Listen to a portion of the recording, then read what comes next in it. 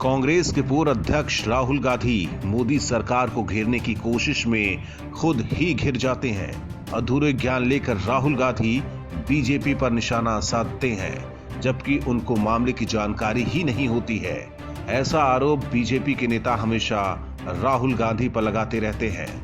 पहले ही crude oil पर अधूरा ज्ञान बांटकर राहुल गांधी अपनी छीछाले दरकरा चुके हैं। एक बार फिर राहुल गांधी ने अपनी फजीहत करा ली है। दरअसल देश के बैंकों ने 50 बड़े विलफुल डिफॉल्टर्स का 68,607 करोड़ रुपए से अधिक का कर्ज बट्टे खाते में डाले जाने पर कांग्रेस और मोदी सरकार के बीच आरोप प्रत्यारोप का दौर जारी है। मोदी सरकार पर कांग्रेस नेता राहुल गांधी के हमलावर रुख पर वित्त मंत्री निर्मला सीतारमण के बाद अब केंद्रीय मंत्री प्रकाश जावड़ेकर ने पलटवार किया है। केंद्रीय मंत्री प्रकाश जावड़ेकर ने कांग्रेस के पूर्व अध्यक्ष राहुल गांधी को पूर्व वित्त मंत्री पी चिदम्बरम से ट्यूशन लेने की सलाह दी है। केंद्रीय मंत्री प्रकाश जावड़ेकर ने कहा कि राहुल गांधी के इस आरोप से चकित हूं कि मोदी सरकार ने 65,000 करोड़ रुपए माफ कर दिए हैं। एक भी पैसा माफ नहीं किया गया है। कर्ज को बट्टे खाते में डालने का मतलब कर्ज माफ करना नहीं होता है। राहुल गांधी को चिदम्बरम से कर्ज माफी और कर्ज को बट्टे खाते में डालने में अंतर समझना चाहिए। दरअसल राहुल गांधी ने मोदी सरकार पर बड़े डिफॉल्टर्स की कर्ज माफी का आरोप लगाया था, लेकिन राहुल गांधी बीजेपी को घेरने की कोशिश में खुद फंस गए। इससे पहले भी राहुल गांधी कई बार मोदी सरकार पर बेबुनियाद आरोप लगाकर अपनी फजीहत करा चुके हैं। महाराष्ट्र में अब सियासी संकट बढ़ता जा रहा है। कोरोना वायरस के बीच उद्धव की कुर्सी पर भी वायरस मंडराने लगा है और ऐसा न हो वायरस की वजह से उद्धव की कुर्सी ही चली जाए। कयासों का बाजार गर्म है। उद्धव और शिवसेना की छटपटाहट साफ नजर आ रही है। आज होने वाली महाराष्ट्र कैबिनेट की बैठक भी कैंसिल हो गई है। डिप्टी सीएम अजीत पवार की अगुवाई में होने वाली कैबिनेट की बैठक को अचानक निरस्त कर दिया गया है। इस कैबिनेट बैठक में चुनाव आयोग से विधान परिषद चुनाव कराने की मांग की जानी थी, ताकि सीएम उद्धव की कुर्सी और महाराष्ट्र सरकार को बरकरार रखा जा सके। शिवसेना और गठबंधन सरकार लगातार राज्यपाल पर एमएलसी मनोनीत करने का दबाव बना रहे हैं, लेकिन राज्यपाल भगत सिंह कोश्यारी चुप्पी साधे हुए हैं। मुख्यमंत्री उद्धव ठाकरे को विधान परिषद का सदस्य मनोनीत करने के प्रस्ताव को लेकर महाविकास अघाड़ी का प्रतिनिधिमंडल राज्यपाल भगत सिंह कोश्यारी से भी मिल चुका है, लेकिन सूत्रों की माने तो राज्यपाल भगत सिंह कोश्यारी ने उद्धव को एमएलसी बनाने के लिए कोई हामी नहीं भरी है। उद्धव ठाकरे ने 28 नवंबर 2019 को मुख्यमंत्री पद की शपथ ली थी और अभी वो विधानमंडल के किसी भी सदन के सदस्य नहीं हैं। संविधान के तहत उन्हें 6 महीने के अंदर यानी 27 मई 2020 तक किसी सदन का सदस्य बनना जरूरी है। उद्धव ठाकरे बिना चुनाव लड़े ही सीधे सीएम बने हैं। ऐसे में उन पर ये नियम लागू होता है। उद्धव की कुर्सी बचाने के लिए आज कैबिनेट बैठक में चुनाव आयोग से विधान परिषद चुनाव कराने की अपील की जानी थी। हालांकि महाराष्ट्र सरकार की आगे की रणनीति क्या होगी ये देखने वाली बात होगी, लेकिन उद्धव की कुर्सी जाने का खतरा मंडरा रहा है। पहले महाराष्ट्र में साधुओं की हत्या और उसके बाद यूपी में साधुओं की हत्या पर अब सियासत शुरू हो गई है। वार पलटवार का दौर शुरू हो गया है। यूपी के बुलंदशहर में साधुओं की हत्या पर उद्धव ने फोन कर योगी से हालचाल जाना। इसके बाद शिवसेना ने मामले को राजनीतिक रंग देने की कोशिश शुरू कर दी है। उद्धव के सिपा सलाहकार संजय राउत ने तुरंत यूपी के शासन प्रशासन पर सवाल उठा दिया और सीएम योगी आदित्यनाथ पर गंभीर आरोप लगाए। संजय राउत ने योगी पर सांप्रदायिक राजनीति करने का आरोप लगाया है। मामला सामने आते ही मुख्यमंत्री योगी आदित्यनाथ भी कहां चुप रहने वाले थे। शिवसेना को योगी ने खुद जवाब दिया है। यूपी सीएम ने ट्वीट करते हुए जवाब दिया, संजय राउत जी, संतों की हत्या पर चिंता करना राजनीति लगती है। उत्तर प्रदेश के मुख्यमंत्री जी ने महाराष्ट्र के मुख्यमंत्री जी को फोन किया क्योंकि पालघर के साधु निर्मोही अखाड़ा से संबंधित थे। सोचिए राजनीति कौन कर रहा है। इसके अलावा बुलंदशहर कांड पर हुई कार्रवाई की जानकारी देते हुए सीएम योगी के कार्यालय ने ट्वीट किया कि आदित्यनाथ के नेतृत्व में यूपी में कानून का राज है। यहाँ कानून तोड़ने वालों से सख्ती से निपटा जाता है। बुलंदशहर की घटना में तुरंत कार्रवाई हुई और चंद घंटों के भीतर ही आरोपी को गिरफ्तार किया गया। महाराष्ट्र संभाले, यूपी की चिंता ना करे। हालांकि बात यूपी की आते ही विपक्ष बीजेपी को घेरने की पूरी कोशिश में है। इससे पहले कांग्रेस नेता प्रियंका गांधी भी योगी सरकार पर निशाना साध चुकी हैं, जबकि प्रियंका पालघर मामले पर बयान देने से बचती रही हैं। वहीं सोनिया गांधी पर भी पालघर मामले को लेकर चुप्पी साधने पर कई सवाल खड़े हुए थे। महाराष्ट्र में राजनीतिक संकट के बीच मुख्यमंत्री उद्धव ठाकरे को पीएम मोदी याद आ रहे हैं।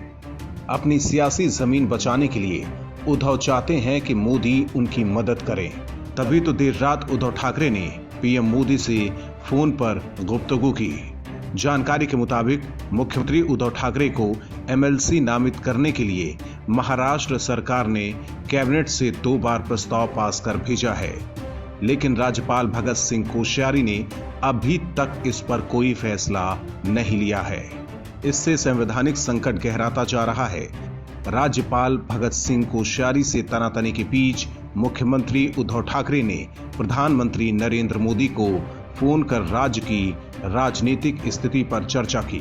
सूत्रों के मुताबिक उद्धव ठाकरे ने पीएम मोदी को फोन कर महाराष्ट्र की मौजूदा राजनीतिक स्थिति पर बात की। इस दौरान उद्धव ने कहा कि इस महत्वपूर्ण समय में राज्य में राजनीतिक अस्थिरता सही नहीं है। इससे राज्य में गलत संदेश जाएगा, जिससे बचना चाहिए। इस पर प्रधानमंत्री नरेंद्र मोदी ने उद्धव को आश्वासन दिया है कि वो जल्द से जल्द इस मामले को देखेंगे। सीएम उद्धव ठाकरे की पीएम मोदी से बातचीत के बाद उद्धव ठाकरे को विधान परिषद का सदस्य मनोनीत करने के प्रस्ताव को लेकर महाविकास अघाड़ी का प्रतिनिधिमंडल राज्यपाल भगत सिंह कोश्यारी से मिला, लेकिन इसके बाद भी राज्यपाल ने चुप्पी साध रखी है। अब देखना होगा कि उद्धव ठाकरे की कुर्सी पर राज्यपाल कब फैसला करते हैं। क्या मोदी से पैरवी उद्धव की कुर्सी बचाएगा, ये भी बड़ा सवाल है। गीतकार जावेद अख्तर मोदी विरोधी नीतियों को लेकर हमेशा चर्चा में रहते हैं। आए दिन जावेद अख्तर सरकार पर निशाना साधते रहते हैं, लेकिन इस बार जावेद अख्तर मोदी से नहीं बल्कि पाकिस्तानी लेखक तारिक फतेह से भिड़ गए हैं। तारिक फतेह पाकिस्तान और इस्लाम पर दिए गए अपने बयानों को लेकर हमेशा चर्चा में रहते हैं और कई बार उन्होंने पाकिस्तान को गाली देते हुए भारत की भी तारीफ की है। वहीं इस्लाम पर भी फतेह विवादित बयान दे चुके हैं। इस बार तारिक फतेह और जावेद अख्तर के बीच विचारधारा और इस्लाम को लेकर जुबानी जंग छिड़ी हुई है। जावेद अख्तर ने तारिक फतेह से पूछा है कि 1947 में उनके माँ बाप ने भारत के बजाय पाकिस्तान को क्यों चुना। इसके अलावा भी उन्होंने फतेह पर निशाना साधते हुए कई ट्वीट किए। दरअसल दोनों के बीच शीत युद्ध की शुरुआत कोरोना वायरस महामारी को लेकर किए गए ट्वीट से हुई है। तारिक फतेह लगातार उन मजहबी कट्टरपंथियों को निशाना बना रहे हैं जो जाने अनजाने में महामारी के खतरे को और बढ़ा रहे हैं। फतेह सोशल मीडिया पर कट्टरपंथियों के उल जुलूल हरकतों, स्वास्थ्य कर्मियों पर उनके हमलों, सब्जी वगैरह पर कथित तौर पर थूक लगाने जैसे वीडियो को लगातार ट्वीट कर इसकी निंदा कर रहे हैं। ये बात जावेद अख्तर को नागवार गुजरी और उन्होंने फतेह को कॉमन सेंस का इस्तेमाल करने की नसीहत दे दी। जावेद अख्तर के इस हमले के बाद तारिक फतेह ने पलटवार किया। फतेह ने अख्तर को टैग करते हुए जवाब दिया कि जावेद अख्तर साहब, आपने साबित कर दिया कि खुद को सबसे बड़ा धर्मनिरपेक्ष बताने वाले और उर्दू बोलने वाले अधिकांश मुसलमानों की चमड़ी के नीचे हिंदुओं से नफरत करने वाला एक इस्लामिस्ट रहता है। यहीं से दोनों के बीच जुबानी संग्राम छिड़ी हुई है। हालांकि जावेद अख्तर कई बार इस्लाम के समर्थन को लेकर भी चर्चा में रहते हैं। देश भर में लॉकडाउन है, ऐसे में बंगाल में ममता दीदी का अलग ही राजपाट चल रहा है। ममता दीदी को कोरोना से ज्यादा डर आगामी बंगाल विधानसभा चुनाव की है, इसीलिए तो वो बार बार केंद्र से लोहा लेती रहती हैं। कोरोना पर केंद्र द्वारा भेजी जा रही जांच टीम को भी ममता सरकार ने रोकने की कोशिश की, लेकिन बाद में ममता बनर्जी को पीछे हटना पड़ा। वहीं तबलीगी जमात मामले पर भी ममता बनर्जी खुलकर कुछ भी बोलने से बचती रही और अब इस बार ममता दीदी की पुलिस कुछ ऐसा कर रही है जो शायद हजम होने लायक नहीं है। लॉकडाउन के कारण पश्चिम बंगाल की सीमा सील है, लोगों की आवाजाही तक रोक दी गई है। इसके बाद भी बंगाल पुलिस लगातार लोगों को झारखंड क्षेत्र में प्रवेश कराने का प्रयास कर रही है। रविवार की रात बंगाल पुलिस की इस करतूत का झारखंड पुलिस ने खुलासा किया। ट्रक से आ रहे मजदूरों को झारखंड पुलिस ने वापस बंगाल भेजने का काम किया। झारखंड पुलिस ने जब ट्रक चालक से पूछताछ की तो ट्रक चालक ने वाहन खाली रहने की बात कही। तलाशी लेने पर 58 मजदूर सवार मिले। बंगाल पुलिस की ये करतूत झारखंड सरकार को भी रास नहीं आ रही है और अब दोनों राज्य सरकार में तनातनी होने की भी संभावना है। सवाल है कि जहां पूरा देश कोरोना से मिलकर लड़ाई लड़ रहा है और सभी राज्यों की सीमा सील है, ऐसे में बंगाल पुलिस की ये हरकत कहां तक जायज है? अगर ऐसे ही दूसरी राज्य सरकारें भी करने लगी तो कैसे रुकेगा कोरोना? मामले पर ममता सरकार को जवाब देना है कि आखिर वहां की पुलिस किसके कहने पर मजदूरों को चुपचाप बॉर्डर पार करा रही थी। क्या इसके पीछे भी कोई गहरी साजिश है? उत्तर कोरिया के तानाशाह किम जोंग इन दिनों दुनिया से गायब हैं। दुनिया भर की मीडिया किम जोंग उन को लेकर तरह तरह के अफवाह फैला रहे हैं। दावा किया जा रहा है कि किम जोंग की हालत गंभीर है और वो कुछ ही दिनों के मेहमान हैं। लेकिन अब तानाशाह को लेकर बड़ी खबर सामने आई है। जानकारी के मुताबिक किम जोंग मिसाइल टेस्ट के दौरान जख्मी हो गए थे। दरअसल एक पूर्व उत्तर कोरियाई अधिकारी ने दावा किया है कि तानाशाह Kim Jong Un missile test के दौरान घायल हो गए थे और इसी वजह से वो दिखाई नहीं दे रहे हैं। किम जोंग उन की वर्कर्स पार्टी के एक अधिकारी ली जियोंग हो ने एक दक्षिण कोरिया के समाचार पत्र में लिखा कि किम जोंग उन 14 अप्रैल तक स्वस्थ थे और उन्होंने मिसाइल टेस्ट का आदेश दिया था। इसी दौरान वो घायल हो गए और इसी वजह से दिखाई नहीं दे रहे हैं। हो ने कहा कि ऐसी खबरें आई हैं कि किम मिसाइल टेस्ट के दौरान मौजूद नहीं थे, लेकिन मिसाइल टेस्ट और लड़ाकू विमान की ट्रेनिंग का कोई फुटेज नहीं जारी किया गया है। इससे ऐसा लग रहा है कि मिसाइल के मलबे या आग से किम के साथ कोई दुर्घटना हुई है।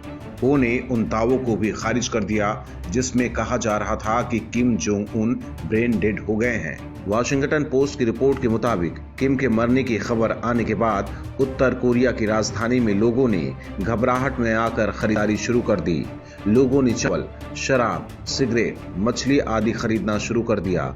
यही नहीं, राजधानी में हेलीकॉप्टर बहुत नीचे उड़ान भरते देखे गए हैं। जापान और हांगकांग से आ रही रिपोर्ट्स में दावा किया जा रहा है कि किम जोंग उन की हालत बेहद नाजुक है।